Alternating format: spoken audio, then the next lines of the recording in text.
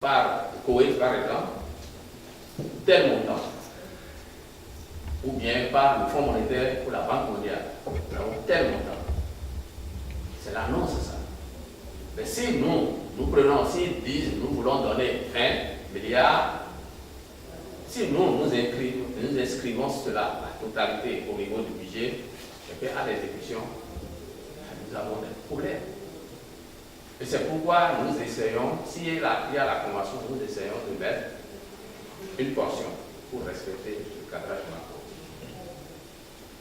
Et lorsque vous prenez la convention signée par les bailleurs, vous allez constater qu'ils mettent dans un article là, les fonds ne seront décaissés que lorsque il y a un certain nombre de conditionnalités, ils mettent leurs conditionnalités. Si c'est rempli, les conditionnalités soient remplies, mais il arrive des moments où ces conditions-là ne sont pas, ces conditionnalités-là ne sont pas remplies, et puis nous avons des problèmes de rentrée de salaire. Tout sur les nouvelles mesures. Lorsque on crée un impôt, un nouvel impôt, on met. Lorsque on dit on doit augmenter telle chose, on met. Lorsque nous prenons, le gouvernement prend des mesures sociales, on met dans la loi de finances. Lorsque il y a des investissements massifs à effectuer, on met. Asphaltage, etc., tout ça, ça ne vient pas être nihilo, c'est programmé. C'est programmé et lorsque tout ça là est conçu, l'Assemblée commence, les députés commencent l'analyse et sur plusieurs mois, ce qui est sûr, ils doivent voter le budget avant le 31 décembre. Sinon, les tests sont clairs là-dessus. Il y a un certain nombre de mécanismes qui permettent au gouvernement d'aller. Le budget 14 a été rejeté par l'Assemblée nationale. On avait évoqué dans les dispositions de la lettre de transmission du projet à l'Assemblée, les dispositions de la loi 2013-14. Arrivé là-bas, les gens ont dit non, la loi 2013 n'est pas encore promulguée. Les députés ont dit pourquoi nous avons évoqué ça, il faut reprendre. Au premier abord, étant donné que la loi 2013-14 n'était pas encore mise en exécution, nous avons dit allons au niveau des dispositions de la loi 86-021 qui concerne la loi de finances d'avant la loi organique. Mais les députés ont refusé. Nous avons tout fait. Nous avons pris en compte tous leurs amendements. En fin de compte, à 5 h du matin, ils ont rejeté le budget. Donc, le budget, le président de la République a été obligé de prendre conformité en vertu des dispositions des pouvoirs qui lui sont conférés par le test, de prendre une ordonnance.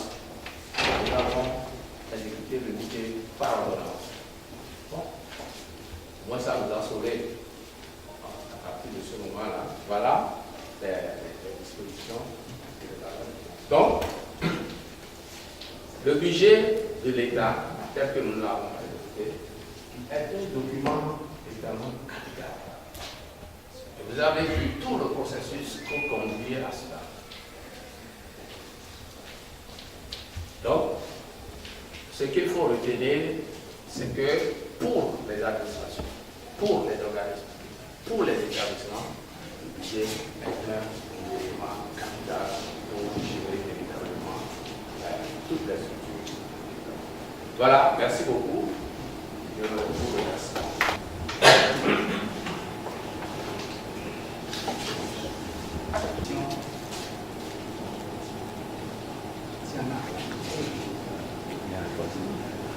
Pour ce qui concerne les ressources externes, vous avez parlé des conditionnalités qui ne sont pas parfois remplies. Parce qu'à un moment donné, on dit qu'on nous a donné beaucoup d'argent. Ressources internes ou externes.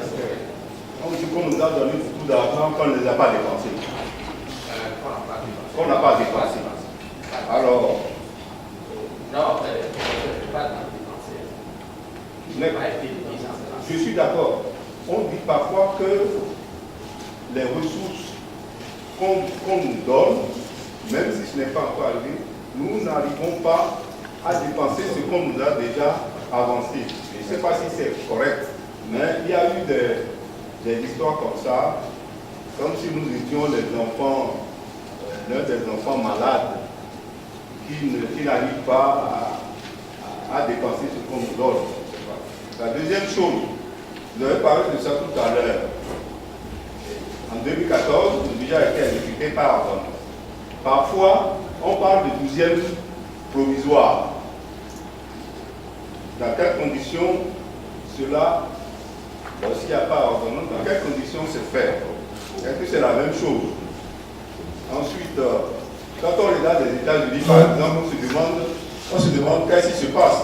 Eux, ils n'ont pas de 12e provisoire apparemment, puisque 800 000 fonctionnaires sont au chômage. Fédéraux sont au chômage. Est-ce que ce 12e provisoire, c'est applicable dans beaucoup de pays? Est-ce que tout le processus que vous avez décrit là, c'est toujours bien suivi? Est-ce qu'il y a des moments où nous avons eu des entorses à ce processus-là? Maintenant, les membres des commissions de l'Assemblée nationale, membres du plan, commission économique, je crois, c'est ça? Finance. Est-ce qu'ils reçoivent des formations? Par exemple, c'est des députés, c'est-à-dire moi aussi je peux devenir député, et l'autre aussi peut devenir député, on le met dans la commission, dans l'une des commissions.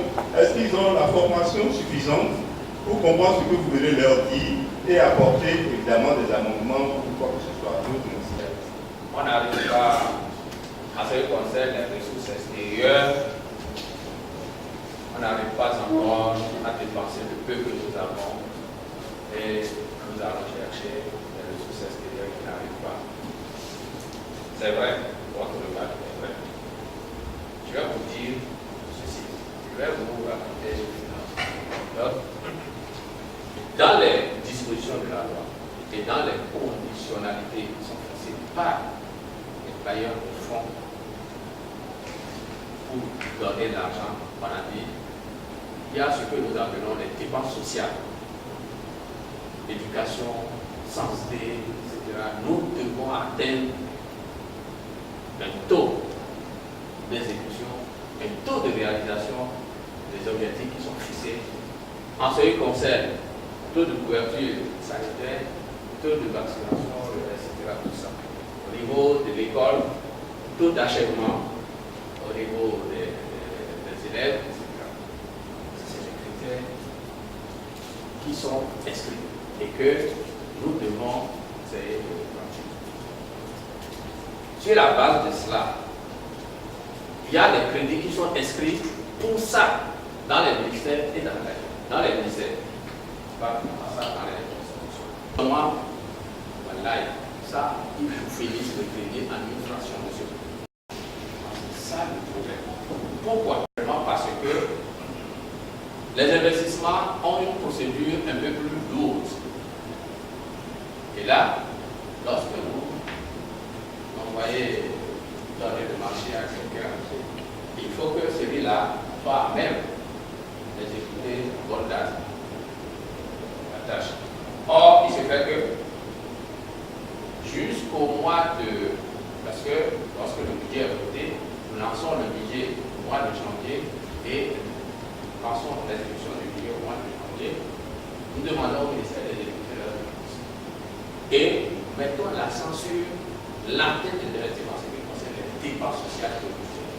Que ce soit au niveau de la santé, que ce soit au niveau d'autres ministères, le pourcentage d'exécution de cette dépense sociale prioritaire, c'est à peine, parce que vous arrivez au mois de mars, c'est à peine 3%, 4%, etc.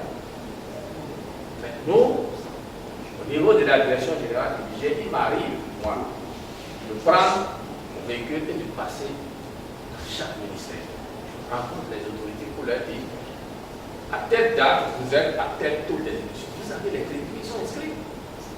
Pourquoi vous n'exécutez pas?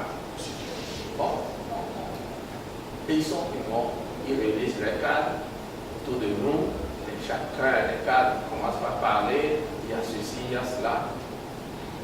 Et c'est parce qu'il n'y a pas de connaisseurs. Il n'y a pas ça. Place, n'importe chacun vient, fait ce qu'il ne connaît pas. Et vous allez découvrir que c'est des gens qui ne savent vraiment pas ce qu'on appelle le marché, comment lancer un marché, comment lancer un appel d'offres. Donc, si c'est comme ça, vous ne pouvez pas atteindre. Donc, nous sommes obligés de leur mettre la pression pour qu'ils au moins dépensent le minimum qu'on leur donne d'abord, avant que l'extérieur n'apporte. C'est ça qui explique le problème. Mais, le cas qu'il faut. L'ouverture de la session d'octobre. Donc, une semaine avant l'ouverture, le gouvernement est tenu, n'est-ce pas, de déposer son budget sur le bureau de l'Assemblée nationale. Le projet de loi de finances doit prévoir les recettes nécessaires à la couverture intégrale des dépenses. Donc, c'est le préalable, l'article 109. L'article 110 dit ceci. L'Assemblée vote le budget en équilibre. Si l'Assemblée nationale ne s'est pas prononcée à la date du 31 décembre, les dispositions du projet de loi de finances peuvent être mises en vigueur par ordonnance. Si l'Assemblée ne s'est pas prononcée au 31 décembre, et le gouvernement saisit pour ratification l'Assemblée nationale convoquée en session extraordinaire dans un délai de 15 jours. Si l'Assemblée nationale n'a pas voté le budget à la fin de cette session extraordinaire, le budget est établi définitivement par ordonnance. C'est-à-dire que si le gouvernement a saisi, n'est-ce pas, dans les délais, le Parlement, voter, le Parlement peut recourir au contraire. L'Assemblée n'a pas voté, c'est là où l'Assemblée a recours, n'est-ce pas, au 12e provisoire. Donc les 12e provisoires interviennent lorsque le gouvernement n'a pas déposé à temps. Et l'ordonnance, n'est-ce pas, et là je parle, nous avons professeur Olo, constitutionnaliste parmi nous, ancien ministre, tout ça. J'ai des relations avec les institutions. Si le projet est déposé à temps et que pour une raison, une autre, c'est pas voté, ordonnance. Donc c'est des députés membres de la commission budgétaire. La commission budgétaire est composée de la commission du plan et de la commission des finances. On constitue la commission budgétaire. À l'Assemblée, on s'inscrit, on ne vous affecte pas à une commission. Vous vous inscrivez dans les commissions selon vos compétences. Et le président de l'Assemblée procède après un arbitrage pour équilibrer un peu. S'il y a un peu trop de monde dans telle commission, en relation avec les groupes parlementaires, tout ça, il fait l'équilibre. Mais, a priori, c'est une inscription volontaire dans les commissions. Au fil des législatures, on s'est rendu compte de ce que les députés, aujourd'hui, c'est la plutocratie, n'est-ce pas? C'est l'argent. Il savoir. Nous avons mis en place deux projets, l'UNASEB et la CAPAD. Je ne sais plus comment c'est défini, mais c'est composé d'experts en fiscalité, en finances publiques, qui assistent l'Assemblée en matière d'élaboration du budget. Et la CAPAD aussi est composée d'un certain nombre. Parce que les assistants des commissions, en réalité, c'est pour ça, ils sont recrutés parmi les amis, les copies. Donc, c'est des assistances. La solution travaille à leur place avant qu'ils nous poussent. Et puis, il y a des séances aussi. Nous avons une commission qui peut les aider à faire ce travail. Nous apportons une couverture politique à la décision qui est prise. Il y a un point, je ne sais pas si j'ai manqué de vigilance par rapport à la consommation des crédits. Je pense qu'il est fondamental de nous le rappeler. je ne sais pas si c'est une règle ou si c'est la pratique que nous vivons, lorsqu'on vous alloue un budget, que les crédits sont disponibles, que vous ne consommez pas, ou que vous consommez à 80%, voire 50%, dans le budget de l'année qui va suivre, votre budget pour cette activité n'est plus ce que vous avez eu 100%, mais à 50% parce que je dis que c'est ça votre besoin réel, que vous avez su l'évaluer. Donc c'est un élément sur lequel il faudrait attirer notre attention lorsque les crédits nous sont alloués, qu'effectivement nous arrivions à les consommer. En tout cas, que cela ne dépend pas de nous, la non-consommation. Merci. Et l'État fait aussi pour pouvoir faire des recouvrements. Lorsqu'il n'y a pas de recouvrement, n'atteigne pas leur niveau, nous commençons par réguler cette recouvrement. Donc c'est un moyen pour essayer de permettre d'inciter les ministères à exécuter leur sujet avec. Oui. Cette année à la Banque mondiale qui m'a dit, quand la Banque mondiale vous fait un prêt, évidemment, on ne donne pas l'argent tout de suite. Mais le jour où c'est notifié, les intérêts commencent à courir. Et si en fait d'exercice, vous ne consommez pas, vous payez quand même la totalité des intérêts. Oui, c'est nos anciens qui est, il est maintenant à Washington. C'est lui qui m'a dit ça. Ça veut dire qu'on paye des intérêts pour de l'argent qu'on n'a pas reçu. Qu'on n'a pas consommé. C'est là. On vous a dit, on vous prête 10 milliards. Peut-être vous allez consommer 2 milliards par la lenteur des formules d'exécution. J'ai eu l'expérience quand je suis parti faire une tournée rapide de 12 mois là-bas. Que l'attribution des marchés publics, c'est souvent des conflits d'intérêts. Mais le conflit, c'était entre une direction technique et le cabinet du ministre. Ça fait que et on a dépensé de 50 millions parce qu'il y avait une dispute féroce entre la direction technique qui doit faire le marché et le cabinet où un autre bien placé aussi voulait le marché. Voilà. Mais il y a des pays où ils font des lois programmatiques sur 15-20 ans pour que des programmes d'importance nationale ne soient pas arrêtés simplement parce qu'on a changé de gouvernement. Alors, nous, au Conseil économique et social, on a souvent proposé ce genre de trucs, mais comme vous l'avez dit, le ministre des Finances n'accepte pas souvent. C'est-à-dire, on dit, par exemple, nous voulons développer tel secteur. C'est sur 10 ans. Mais bon, un gouvernement qui a arrêté ne fait que 5 ans. Si ça va, l'autre vient, il va arrêter le programme et on recommence pratiquement à zéro. Est-ce qu'on va vraiment dans le sens du développement, dans ce cadre-là? Et enfin, une dernière question. Les étapes là, les 15 étapes, vous savez qu'il y a quand même des entorses que vous n'avez pas signées. Il y a des étapes que parfois vous sautez. Je parle à ce moment du Conseil économique et social. Société civile, par exemple. Société civile, par exemple, quand vous dites société civile, j'ai cru comprendre après que quand vous descendez au niveau des communes, machin, bon, peut-être que là, est-ce que c'est encore société civile? Je ne sais pas. Mais souvent, vous poursuivez le Conseil économique et social, le budget est déjà à l'Assemblée, et le Conseil économique et social pour derrière ou pour après, pour envoyer son rapport, puis le rapport est adressé au gouvernement et au bureau de l'Assemblée. C'est souvent des cas comme ça, si bien que l'orientation politique et dans le sens du développement n'est pas toujours perceptible. Puisque dans ce conseil, il y a toute la société civile, des paysans jusqu'aux universitaires. Mais souvent, on les poursuit, c'est déjà parti, on apprend que c'est parti, après on amène une petite portion du budget, et après on réclame, c'est au moment où le gouvernement est en train de, l'Assemblée est en train de finir son étude, qu'on nous dit, ah mais voici le budget. Bon, souvent, on vous... Merci. On va, même si ce n'est pas très bien fait, en tout cas, il y a une démarche vis-à-vis du citoyen pour leur dire voici ce que je. Mais peut-être que vous avez pu en parler après. Parce qu'après cela, il y a des discussions, il y a des arbitrages qui se font, il y a des. Mais ce qui est définitivement obtenu,